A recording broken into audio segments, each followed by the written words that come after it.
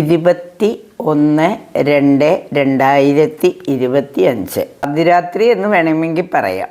12:50 മുതൽ 2:10 വരെയുള്ള സമയം ഈ ഫെബ്രുവരി മാസത്തിലെ രണ്ടാമത്തെ മൈത്രേയ മുഹൂർത്തമാണ്. രാത്രി ഉറക്കളിച്ചിരുന്ന് പ്രാർത്ഥിക്കുക എന്നൊക്കെ പറയുന്നത് ബുദ്ധിമുട്ടുള്ള കാര്യമാണ്.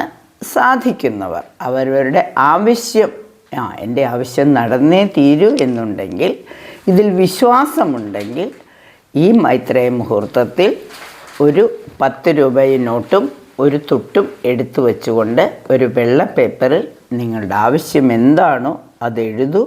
ഈ തുട്ടും നാണയവും അതിൽ സമർപ്പിച്ചുകൊണ്ട് മനസ്സറിഞ്ഞ് പ്രാർത്ഥിക്കൂ. ആദ്യം കുടുംബ പരദേവതയെ പ്രാർത്ഥിക്കുക. അനിഴം നക്ഷത്രമാണ്, വൃശ്ചിക രാശിയാണ്, വൃശ്ചിക ലഗ്നമാണ്.